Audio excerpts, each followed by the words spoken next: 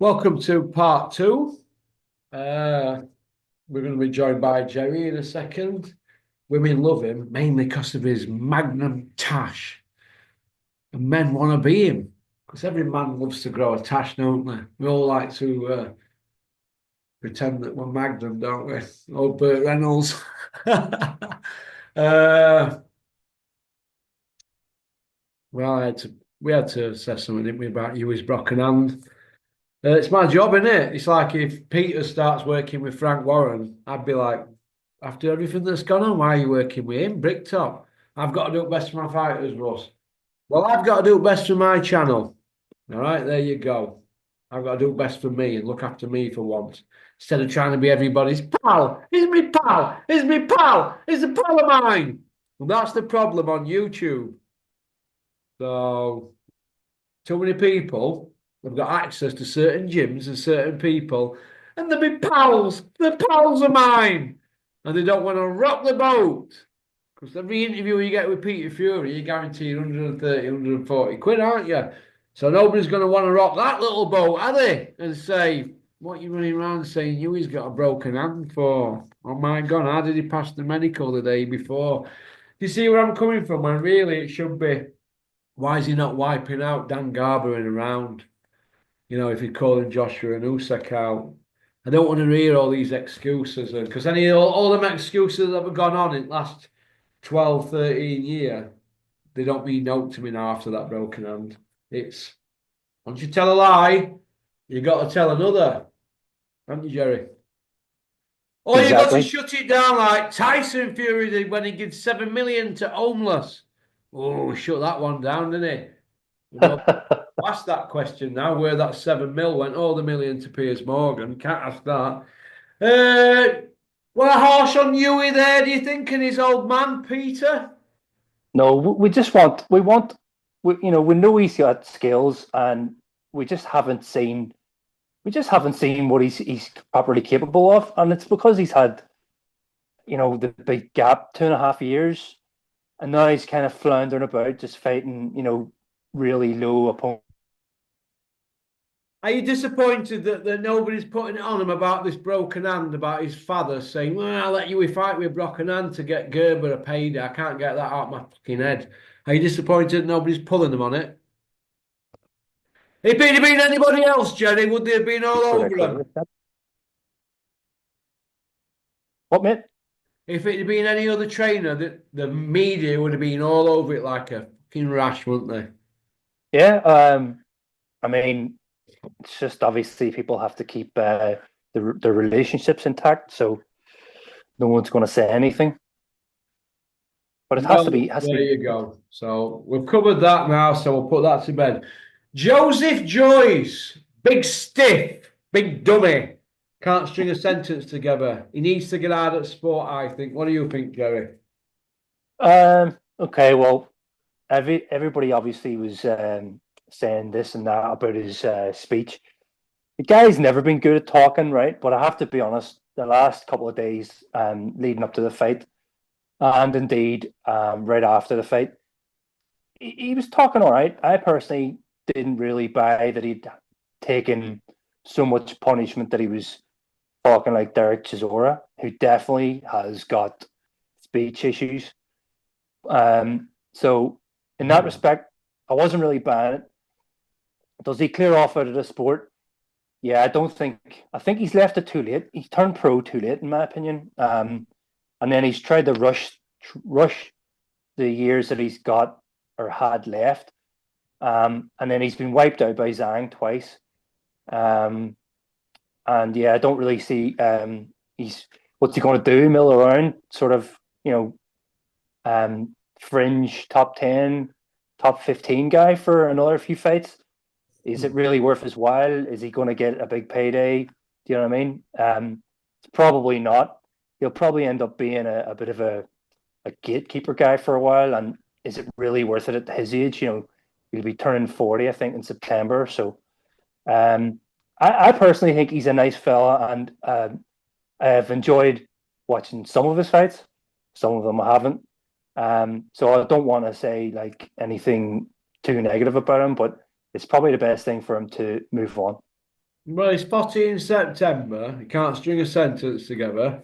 Somebody told me he's worth 5 million quid in property. He's got no debts. Get out. Well, Consider it yeah, what's severance the right pay, whatever you've got. Take the train and go. While you can, you've had it off. Because you can't fight for toffee now, mate. So stop hanging around like a bad smell.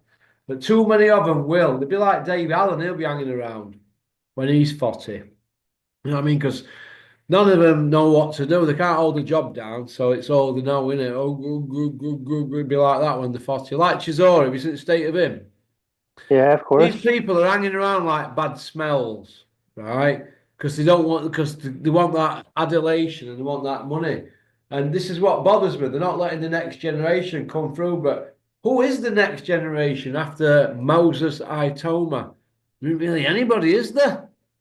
Who is there? You've got Dubois 28, isn't he?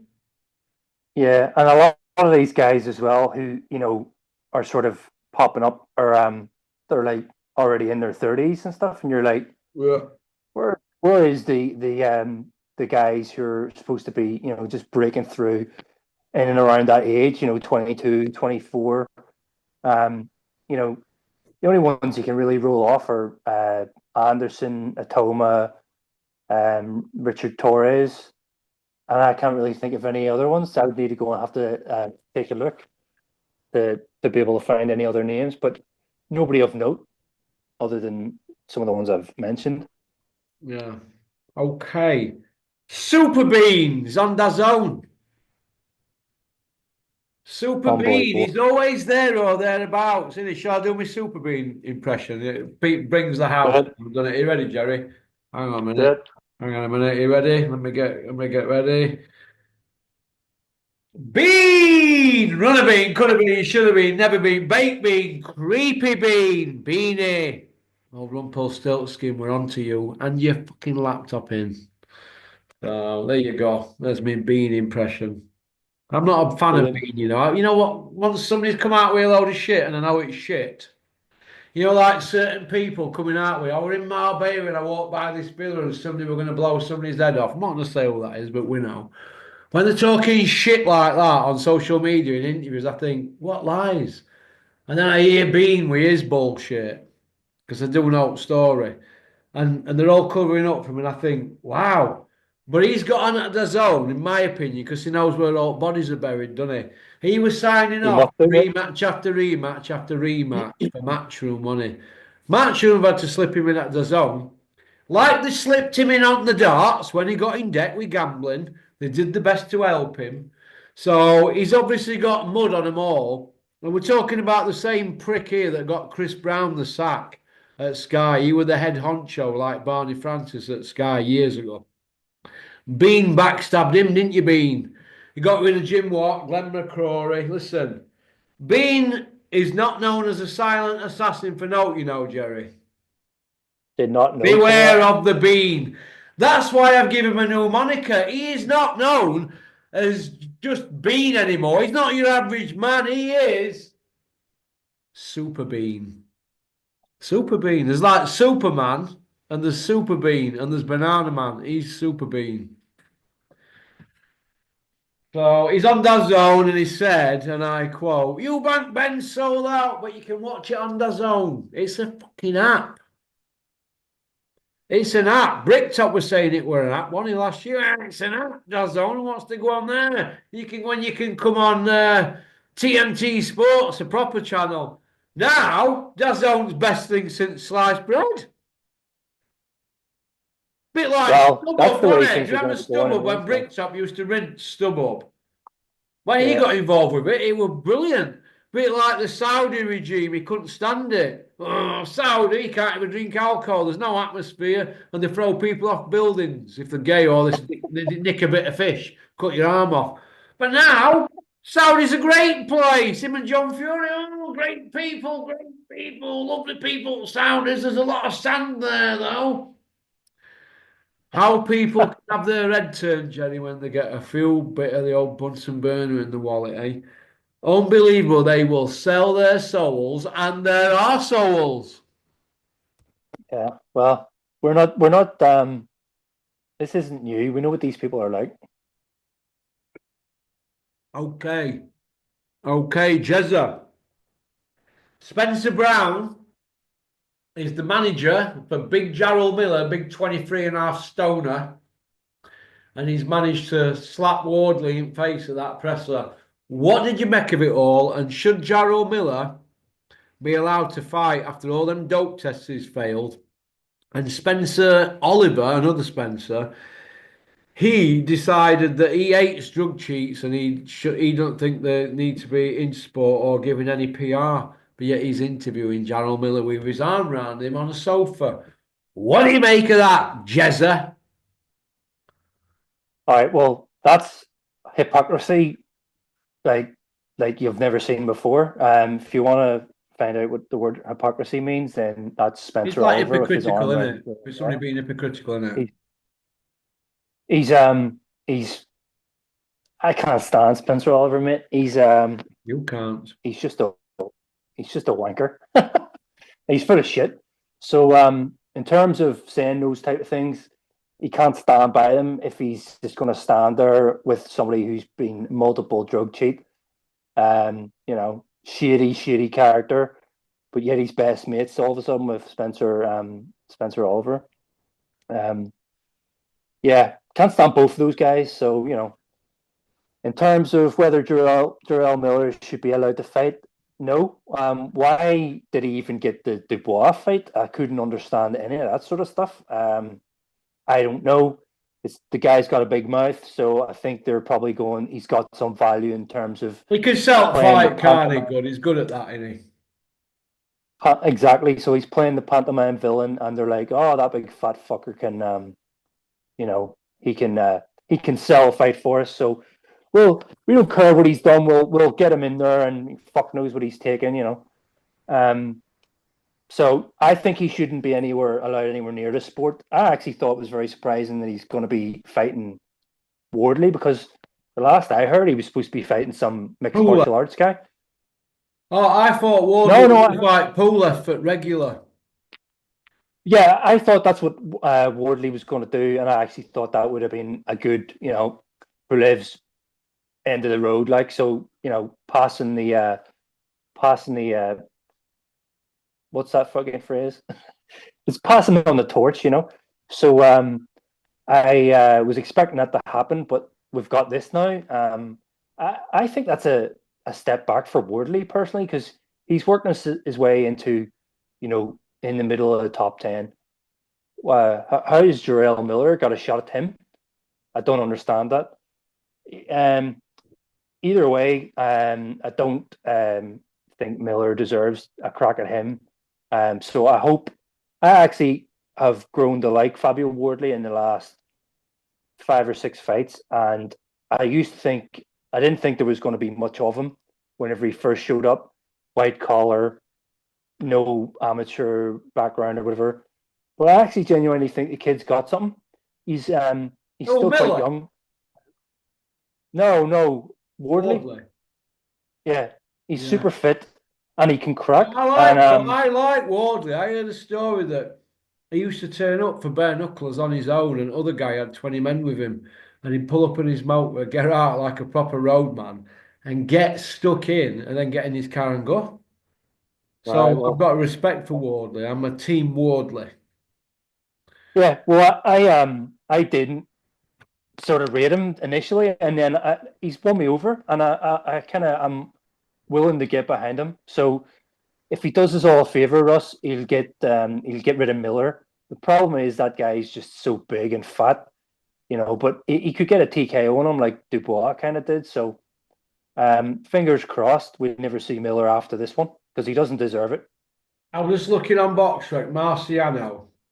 I'm going to ask you a question first, and then I'm going to go into what want to talk about. Why is Richard Torres Jr. like Marciano? Bob from Canada's boxing channel YouTube. Don't forget to subscribe, and Andy's Cavern YouTube. Bob asked me to ask you because you commission lads. I don't know what you talk about on your WhatsApp groups at night, but he said, Can you ask Jerry why Richard Torres Jr. Is like Marciano, Rocky Marciano? What So behind and on? he's Go on. taken that out of context. He's taken that out of context. Oh, So I'll call him out on that. So Bob Bob's taken that out of context because I said it was a visual thing Oh, that he reminded visual, me of. right, okay. And I think it was, um, well, Marciano had a wig, I know that much. But he did kind of have whenever his hair got wet, it was kind of curly. So you've got that. Torres has got that. And it was more so to do with when he was in that fight at the weekend, just being the shorter guy and just how he was sort of leaping in with the those big sort of swinging shots. It wasn't a particularly good fight, that I have to say, but it was just that sort of visual thing put me in mind of Marciano. Although I actually think Marciano is quite a bit shorter than Torres, and probably a good bit lighter as well. But yeah, it was just a visual thing, nothing to do with uh, obviously Marciano is one of the greats, and Mhm. Richard Torres, I don't think is really going to set the world on fire, if I'm honest. Jerry, let me just point this out to you. Jarrell Miller at his Yeah, heaviest and Marciano at his heaviest. If you go on box right, there's 141 pound in weight between them. unbelievable, mate. That's 10 stone one. Unbelievable. So are people morphing into bigger people nowadays? Or do heavyweights just not train like they used to? Because Marciano would beat an old cruiserweight 13 stone 8, wasn't he, back in the day? Yeah. Um, well, I think there's been a bad trend. Basically, it's maybe kicked off. Spoke about this before, maybe about end of the 90s into the early 2000s. I think people have become obsessed with size, right? So then the game changes, and then suddenly everybody feels the need to be as heavy as each other, and then it creeps into the mindset that oh well, I don't need to lose any weight, so I don't want to do any road work. But at the same time, you've got kind of poorer quality fights, guys that are puffing and blowing by 3 rounds. It's like you said to me the last time we were chatting about Derek Chisora does that whole Joe Fraser thing, but if he was about 20 pounds lighter, he'd be able to do it no problem for 12 rounds, whereas he's gasping for air after about four. Do you know Holding what I mean? on. Obviously, you know, so it's just a terrible, terrible trend. And you've got, I'll give you an example then from the weekend. TKV, did that guy look like an athlete to you? No, we You know didn't. what I mean? Exactly. So this is where we're at now. I've never seen as many fat men in boxing. Used to be in the 90s. It was Butterbean, and that was it. You'd Yeah. maybe get some guy lower down, but there's just a bad trend. And I actually think with the likes of Moses Atoma, Usyk, are we going to see it reverse, and we're going to get lighter guys? Because this is why you could almost make an argument that watching cruiserweights would have been something that if you didn't like seeing big fat guys fight each other, you could always pay attention to cruiserweight. But cruiserweight's never really been a popular Tony division, Tubbs really. used to So get loads of stick, didn't he, back in the day? Do you remember when he had fast hands? But he was yeah, carrying a bit of timber and never really in shape, but he could still do the rounds. But what we've got now, we've got people flabby. I mean, I'm the last one to talk. And I'm not just saying this because I'm like in really good nick. I didn't used to be because I didn't care. I didn't handle maybe finances like I should have. I didn't handle it very good. I just abused myself. But but now I do. I look after my son. But I look at these here, and I think to myself, I think I could have done all right as a boxer if I had the same mentality I've got now as if I were a kid. And I look at some of these, and I think it's passing them by. You know, like David Allen. I never want when yeah, David Allen lived at back of me. I always used to go up because I was trying to get a load of weight up at the time. I thought before my gastric band, I thought I'm gonna just go for walks in the morning, and that's all I did. And I never saw him once. 6 in the morning, 7 in the morning up Conisbrough Viaducts. I never saw him once. And I used to think he should be up here pounding this, and he'd be he'd be just going to bed then because he'd been on Twitter all night. He had it all wrong. You know, yeah, he built his social media thing up, but he neglected his training. And that's why Dennis got rid of him because he was never turning into to gym. He yeah, was three stops on train because me and David used to live on Old Conisbrough train station where the train station were. So You just walk around the corner, get on train, 3 stops, you're at Sheffield, then he's at Dennis's gym. So Dennis got rid of him because he weren't turning in to train. Dennis says, you're training, yeah, well, you're not been gym. Oh, I've been doing a bit road work. And I'm like, well, get on scales. There you go. Oh, and eventually collect your cards, you're gone. If that were me, I'd be like Scott Quigg, you'd wring every little bit out of your career that you could. Like Frotch. Frotch were not Andre Dewell or Sugar Ray Robinson, were he? So he had to wring every little bit out of his career what he was good at. Being tough, punching, and being fit. The rest, Frotch always used to say to me, look, if you're tough and you're fit and you can punch a bit, there's something to work with. You don't have to be Ray Leonard or Ali, or Yeah. the James Toney. There's something to work with. David Allen, when he's 50, he'll look back and he'll be like, could have done a bit better. And I look at Gerald Miller and people like that and I think, what are they doing? Do you? Yeah. Gonna go on to part 3, Jez. Yes, no worries, mate. Right, we'll see you on part 3. Pop, pop, bang! Booyaka. Thanks for liking and subscribing and leaving a comment. And if you want to get personal or ask me anything or want to come on in and do a Zoom, the books are open again. Email me, porkycorner@mail.com and send me your phone number and I'll give you a ring and WhatsApp video and we'll see what you're about. We did have one on today, Lee, and I don't know if he's arsehole fella or if he didn't know how to click on a link. I don't know. I'm going to give him another opportunity next week at some point. So, all right, one piece out. But loads of others, they just bottle it on fucking first day. And I can understand that because I'm a pretty savage individual, aren't I, when it comes to boxing.